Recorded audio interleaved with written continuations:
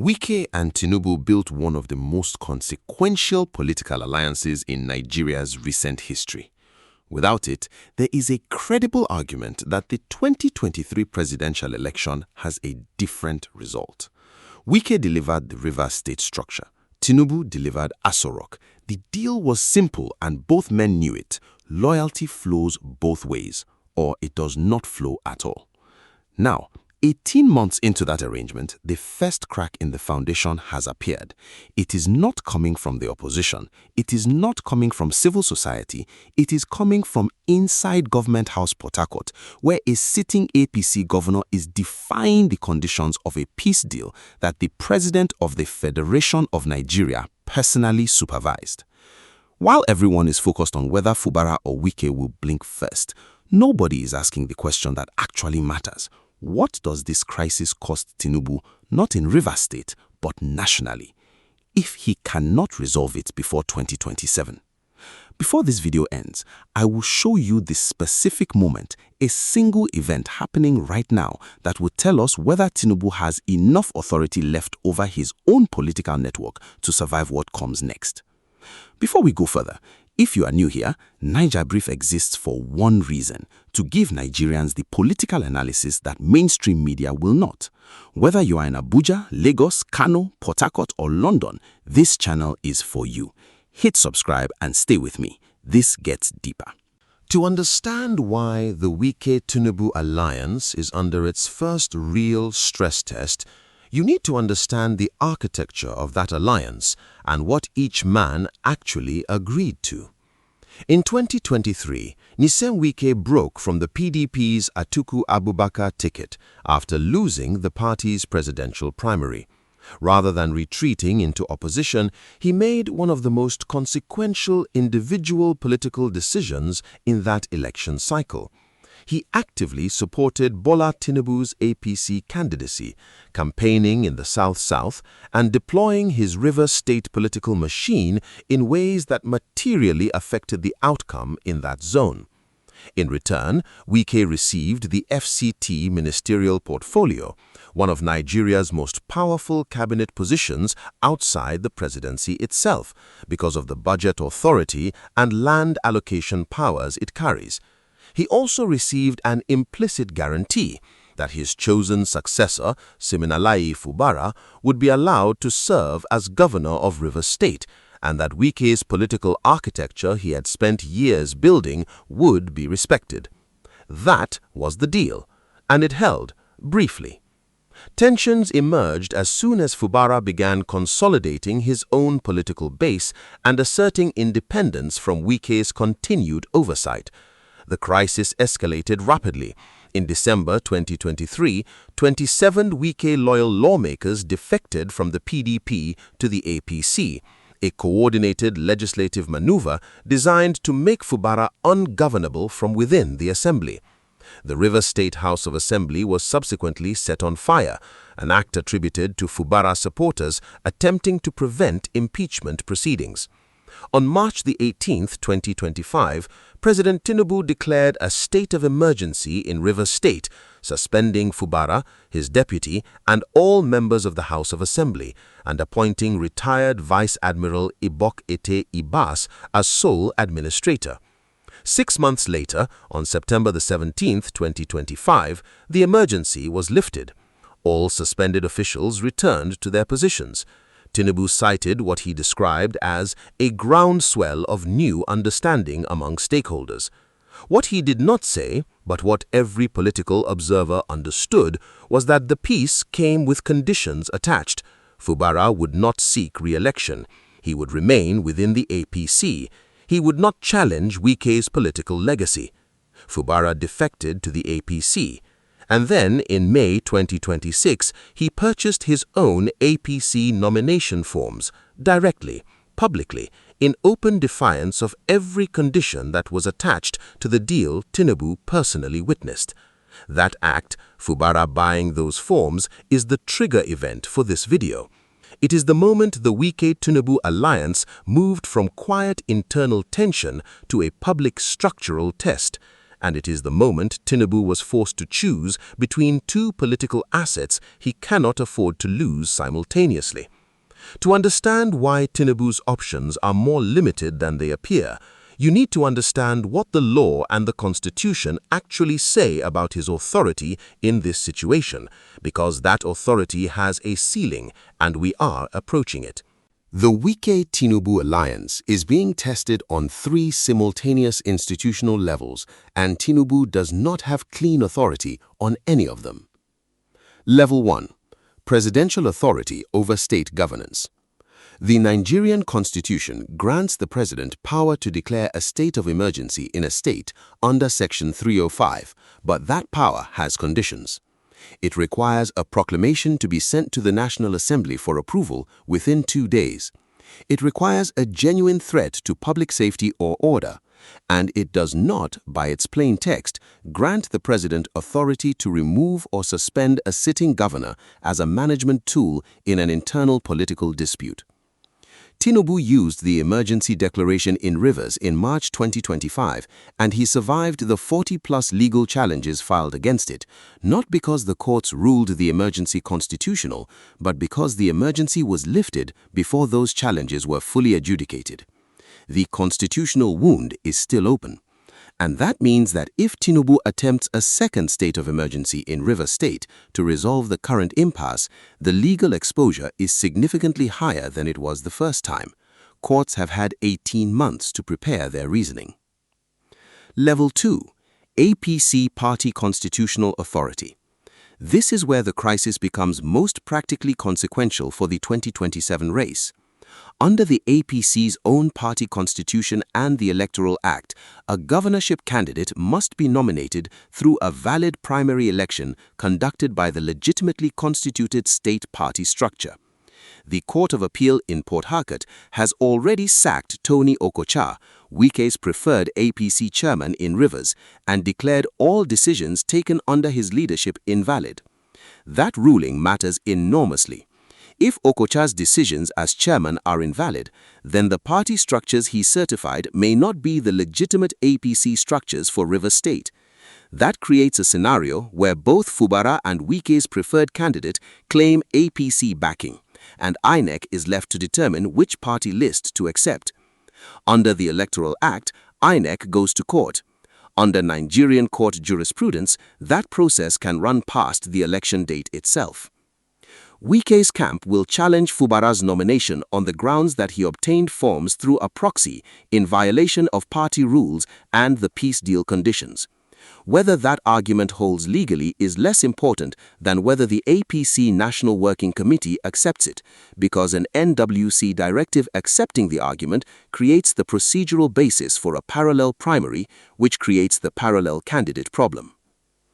The Level 3. The FCT ministerial boundary. Here is the institutional dimension that almost no commentator is discussing directly. Obuyemi Wike holds the FCT ministerial portfolio. That portfolio carries authority over Abuja's land allocations, federal capital development, and a budget that runs into hundreds of billions of naira annually. It does not carry any formal authority over Rivers State governance, party structures, or electoral outcomes. Every action Wike takes regarding Rivers State politics, rallying the Rainbow Coalition, directing candidate endorsements, pressuring assembly members, is being taken in his capacity as a private political actor and former governor, not as FCT minister. That distinction matters for accountability. It means Tinubu cannot formally direct Wike to stop his Rivers State activities through a ministerial instruction.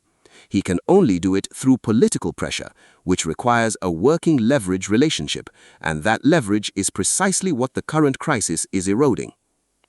This is the legal landmine beneath the current crisis that almost no coverage is addressing.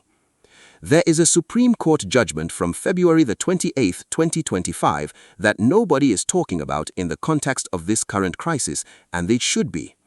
The Supreme Court, ruling on 8 consolidated appeals from the Rivers crisis, declared in clear terms that a government cannot be said to exist without all 3 arms, executive, legislature, judiciary, functioning under the 1999 Constitution. That ruling was the legal scaffolding Tinubu used to justify the emergency. It was never overturned, it was never refined.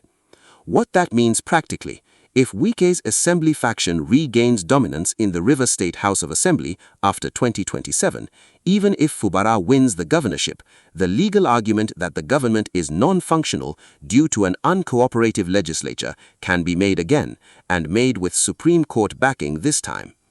Wike's long game is not about winning the governorship, it is about controlling the assembly that controls the budget. The Supreme Court gave him the legal architecture to make that control existential.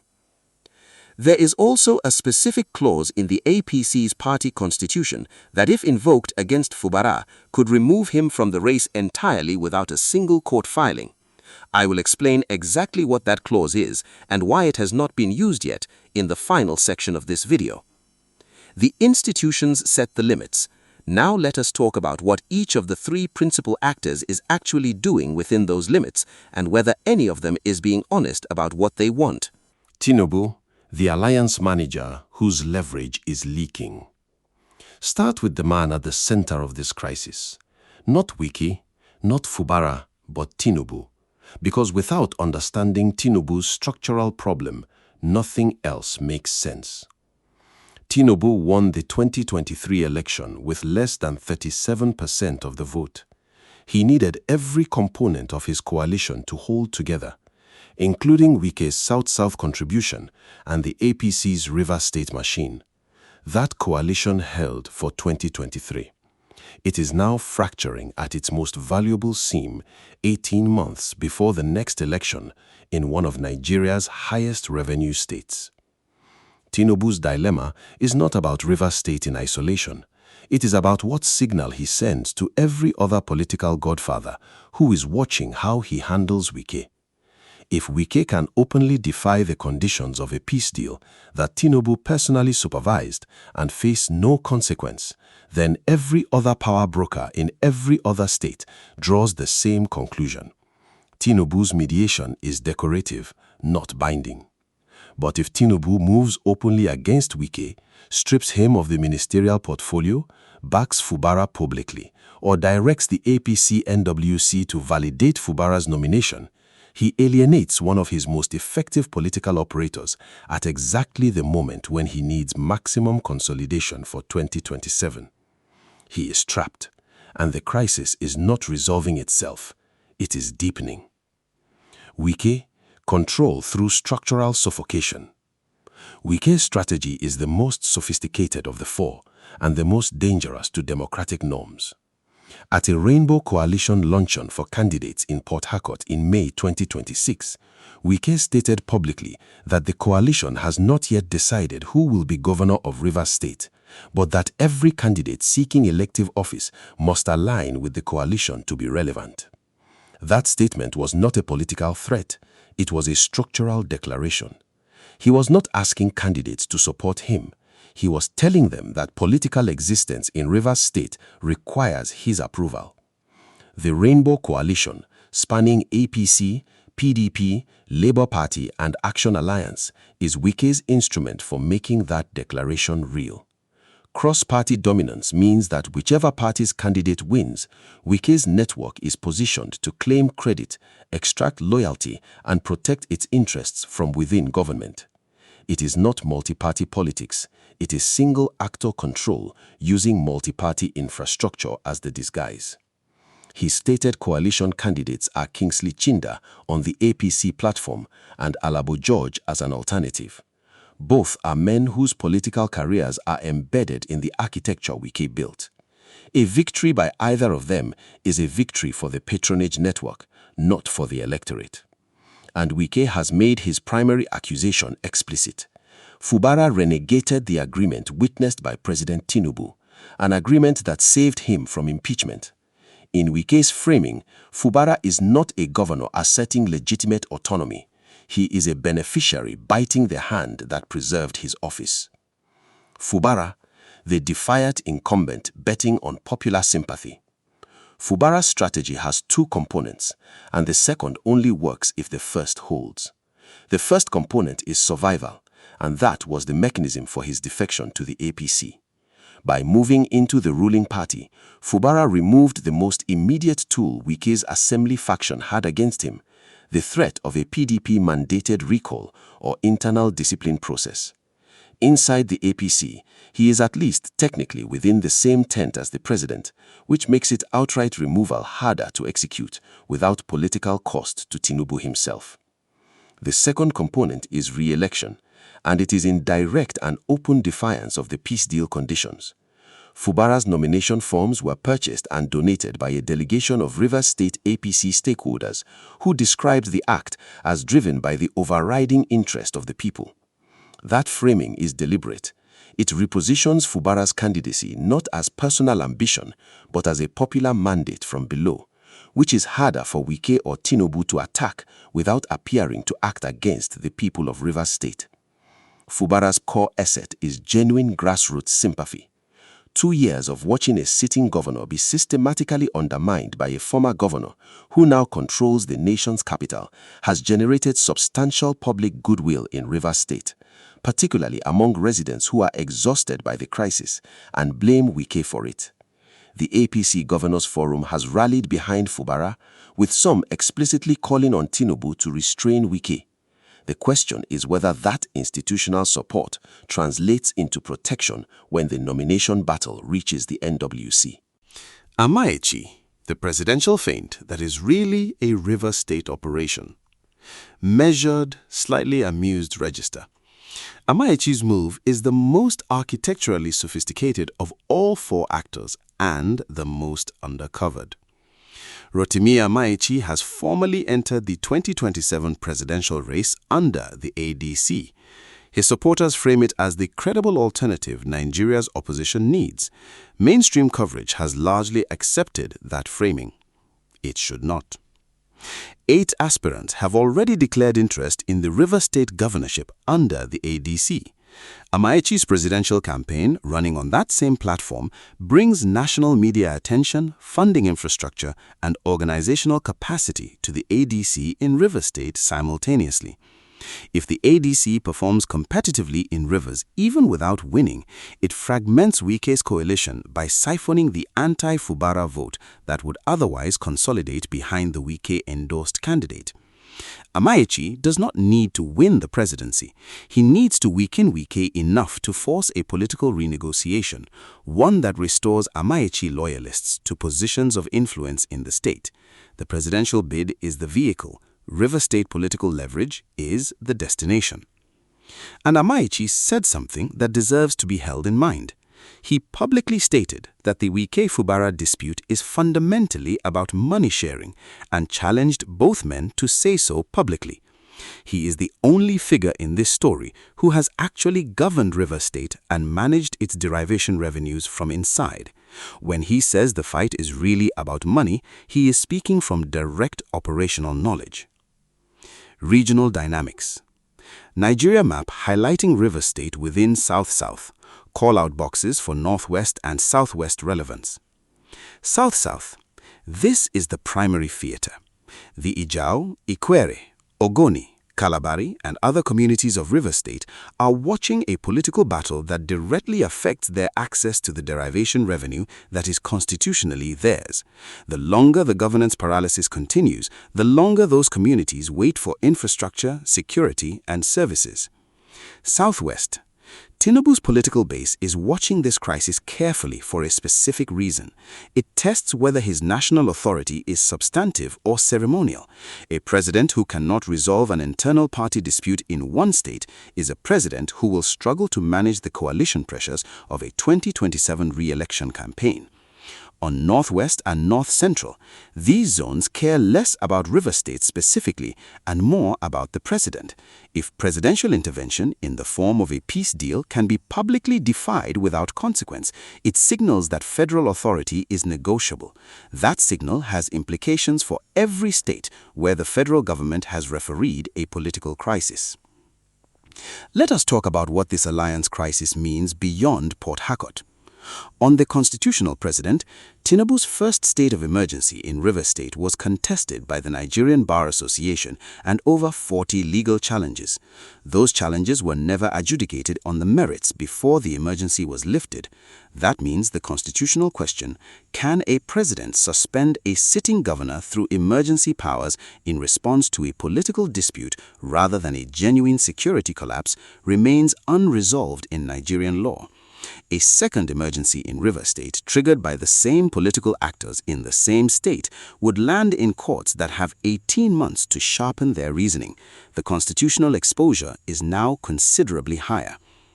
On the economy, Rivers State generates the highest internally generated revenue among Nigeria's oil-producing states. When its governance is paralyzed by political warfare, when executive councils are dissolved, budgets are blocked, and security forces are politicized as instruments of factional pressure, the costs are absorbed by contractors who cannot get paid, civil servants whose salaries are delayed, and communities whose infrastructure projects are stalled mid-construction. The political class absorbs none of those costs. Ordinary Rivers residents absorb all of them. On the precedent for executive authority, every political godfather in every state is watching how Tinubu handles this test. If a presidential peace deal can be publicly defied by both parties, and if the president cannot enforce the conditions he personally witnessed, the message to every patron-client relationship in Nigerian politics is clear. Federal mediation is symbolic. It binds no one. The implication for future crises is not subtle. If you have enough structural leverage, you can ignore the villa. On security, Rivers State's pipeline corridor connects directly to Nigeria's daily oil production. The 2025 emergency declaration cited pipeline vandalism and a failure of the governor to act against militants. Whether that accusation was accurate or politically weaponized, it demonstrated the most dangerous dimension of this crisis. When political actors allow security to deteriorate as a pressure tool, the communities living near those pipelines pay the price with their safety and livelihoods. That dynamic has not gone away. On democratic accountability, the deepest implication of this crisis is that it is producing no accountability at any level. The man who undermined a sitting governor is still a federal minister. The sitting governor who defied his own peace deal conditions is pursuing re-election without consequence, and the president who witnessed both violations is continuing to host both men at the same political table. In a functioning democracy, at least one of those facts would produce an institutional response. In Nigeria, in June 2026, all three are being managed as normal political maneuver. No formal statement has been issued by the US, UK, EU, or African Union specifically about the Wike-Tinubu alliance crisis as of this recording. That silence is itself a data point. These governments are watching, not intervening, which tells you that they do not yet see this as a crisis that threatens Nigeria's overall election cycle. What they are monitoring is whether the constitutional questions being generated about presidential emergency powers, about the integrity of APC's primary processes, about whether a sitting minister can direct a state's electoral outcomes, translate into a compromised 2027 election environment. The international oil companies are paying more direct attention. Rivers State hosts major onshore infrastructure for Shell, Total Energies, and Ajib. Political instability that affects pipeline security affects production scheduling, insurance costs, and investment projections. Every month of governance paralysis in Port Harcourt is a month of elevated operational risk for Nigeria's largest foreign investment sector. International energy companies do not care which politician wins Rivers State. They care deeply about whether whoever wins can provide predictable security for their infrastructure. Right now, neither side in this dispute is offering that predictability. For diaspora Nigerians, particularly those in London, Houston, Calgary, and Atlanta, where Rivers State communities are substantial, this crisis is personal in a way that national political analysis often misses. First, remittances. Rivers State diaspora professionals send money home to families navigating governance paralysis. The Naira's continued instability means every dollar, pound, or Canadian dollar sent home is worth less than it was when the sender left. That erosion is directly connected to the governance quality of the state their families depend on. Second, investment decisions. Rivers State diaspora professionals in the oil and gas sector are routinely asked to bring expertise, capital, and connections back to the state. Most of them are watching this crisis and deferring those decisions. Political instability and infrastructure security are the primary variables in those calculations, not sentiment, not heritage, not goodwill. Third, democratic fatigue. The obedient generation of 2023, which was substantially funded and amplified from the diaspora, was powered by a belief that organized civic pressure could produce democratic accountability. Watching a peace deal brokered by the president collapse within months of signing does not energize that base. It exhausts it, and a fatigued diaspora civic base is the opposition's biggest structural liability going into 2027. The global pattern. Nigeria's crisis fits what political scientists call governing coalition fragmentation in patronage democracies, a pattern where alliances built on transactional loyalty rather than institutional trust become structurally unstable the moment one partner accumulates enough independent power to act unilaterally. That pattern has played out from Pakistan to Brazil to South Africa. The Nigerian version is now on display in Rivers State in real time. The strongest case for Wike's position. Wike's defenders make a constitutional and political argument that deserves honest engagement. A political agreement witnessed by the President of the Federal Republic is not a private document. If Fubara pledged in Tinubu's presence not to seek re-election and to respect the conditions attached to the peace deal that preserved his governorship, then his violation of that agreement is not merely a political betrayal, it is a repudiation of an agreement made under the authority of the nation's highest office. The argument is, Fubara accepted the terms of his political survival and then immediately worked to undermine them. That is not democratic assertion, it is opportunism. The rebuttal. The problem with this argument is that it treats a private political transaction as constitutionally superior to an electoral mandate. Fubara was elected by Rivers State voters, not appointed by Wike, not ratified by Tinubu, elected. The conditions attached to the peace deal were extracted under duress in the shadow of a constitutionally questionable impeachment threat orchestrated by a former governor operating through a legislative faction. An agreement made under that kind of structural coercion does not bind the people who elected Fubara, and a former governor who uses the threat of impeachment as a leverage tool for post-office political control is not exercising a democratic right. He is using democratic institutions to subvert democratic outcomes. The constitutional principle is clear. A governor's mandate belongs to the electorate, not to his patron, not to the man who helped him get there, not to the president who presided over his survival, to the people who voted for him. Misconception circulating online. Misconception 1. Tinubu will eventually force Wike out of the cabinet to end this crisis. There is no evidence of this trajectory. Wike is one of Tinubu's most effective political operators, and removing him from the FCT portfolio would create an enemy with both federal access and state-level structural power. It is the least likely resolution of any of the scenarios being discussed. Misconception 2. Fubara joining the APC makes him safe from removal. The APC can discipline, suspend, or invalidate the candidacy of any member who violates its constitution. The NWC is the adjudicating body, and the NWC's relationship with Wike is considerably closer than its relationship with Fubara. APC membership is not a shield, it is a different type of exposure. Misconception 3. This is fundamentally a Wike-Fubara personality conflict. Amechi said the fight is about money sharing, and he is right. Rivers State received over 114 billion naira in derivation revenue in just the first 5 months of 2025. The political crisis is the surface. The financial architecture beneath it, who controls budget appropriation, who approves contracts, whose network benefits from state spending, is the substance. Personal animosity between two politicians would not produce this level of sustained multi-front institutional warfare.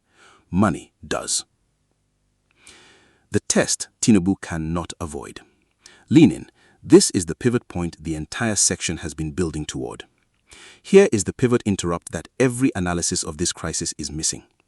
Tinubu does not need to resolve the Wike-Fubara dispute. He needs to demonstrate that he can. Those are two completely different things. A president who cannot enforce a peace deal he personally witnessed does not need to produce a resolution. He needs to produce a signal, an action visible enough to all parties that it communicates the alliance has boundaries and crossing them has costs. He has not produced that signal yet, and the longer the absence of that signal continues, the more expensive the eventual reckoning becomes for Tinubu, not just for Wike and Fubara. 3 most likely next moves. First, the APC National Working Committee issues a directive on River State party affairs within the next 30 days. Watch for whether that directive validates Fubara's nomination process or challenges it.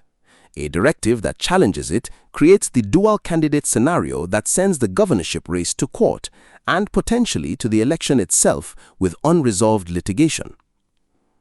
Second, Wike deploys the Rainbow Coalition's full cross-party machinery behind his preferred candidates before the governorship primary season. The coalition's effectiveness depends on whether it can hold together across 4 parties after the Court of Appeal voided decisions taken by Wike's APC chairman. If any of the 4 parties breaks ranks and files an independent candidate, the coalition fractures and Fubara's electoral path becomes significantly cleaner. Third, Tinubu makes a visible choice. At some point between now and the 2027 primary season, the president will be forced out of studied ambiguity and into a legible position. The signal to watch is not what he says, it is what the APC-NWC does with the River State party structure, and whether anyone in the Tinubu inner circle makes a direct intervention on Fubara's behalf. That intervention, if it comes, is the clearest evidence that Tinubu has decided Fubara's governorship is less costly than Wike's unchecked dominance. The specific event that reveals Tinubu's real authority. The event is the APC-NWC directive on River State, and it has not been issued yet. Here is why it is the definitive test. The NWC sits at the intersection of presidential authority and party autonomy. Tinubu, as the APC's national leader, has influence over but not absolute control of the NWC's decisions. If the NWC sides with Wike, validating a party structure challenge to Fubara's nomination, it means Wike's influence over the party machinery exceeds Tinubu's influence over the same machinery.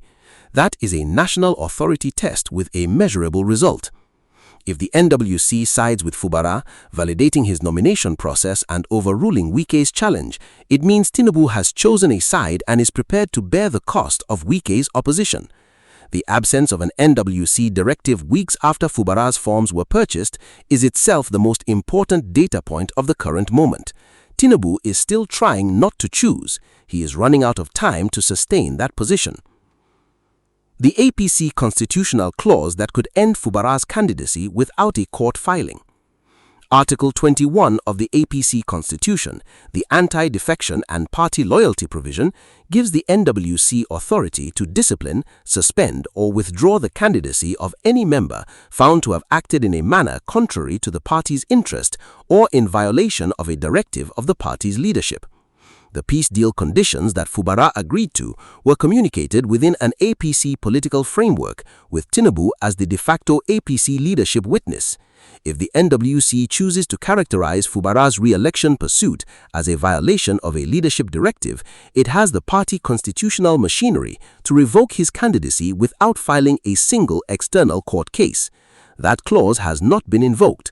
The reason it has not been invoked is that invoking it requires Tinubu to formally authorize or acquiesce to an NWC action against a sitting APC governor, and he has not been willing to do that. Yet, the moment he does, or the moment the NWC acts without his explicit authorization, is the moment the alliance test has its definitive result. What to watch? 4 specific signals. 1. The APC-NWC directive on River State. Timeline and content are both critical. 2. Whether Kingsley Chinda's defection dispute from the House of Representatives is resolved before or after the APC governorship primary, because that resolution directly affects his eligibility as a candidate. 3. Whether President Tinubu makes a direct named endorsement of any River State governorship candidate. His silence to date has been the loudest political signal in this story. 4. Whether the NDC, following Obi and Kwankwaso's primaries, makes a serious play for the Rivers State governorship, which would add a fourth competitive force to an already fractured race and make any single candidate projection meaningless. Return to the opening question. Slow down, more personal. This is your direct address, your contract with the viewer. No rhetoric, no performance, just the honest conclusion. We began with a simple question. What does the Wike-Tinubu alliance crisis cost Tinubu nationally if he cannot resolve it before 2027? The honest answer, based on everything we have examined, is this. The cost is not measured in Rivers State votes. It is measured in credibility. A president whose mediated peace deals can be publicly defied by both parties simultaneously without consequence is a president whose authority over his own coalition is ceremonial rather than substantive. That is not a Rivers State problem. That is a 2027 problem. Because every political patron, every governor, every minister who is calculating how much loyalty they owe the villa is watching this situation, and they are drawing conclusions. The people of Rivers State, the Ijaw, Ikwere, Ogoni, Kalabari, and every other community living in that state deserve a government that governs, not one that is perpetually paralyzed by a war between its current executive and the man who installed him. The derivation revenues that are constitutionally theirs should flow into infrastructure, healthcare, and security, not into the political calculations of men who have already profited from the same treasury they are now fighting over. What Nigerians should watch for is not which man wins Rivers State in 2027. What they should watch for is whether the NWC acts, whether Tinubu chooses, and whether the courts adjudicate the constitutional questions that 2 years of political maneuvering have deliberately left unresolved. Those are the questions that determine whether Nigerian democracy is capable of self-correction or whether it requires the intervention of an election outcome to force one.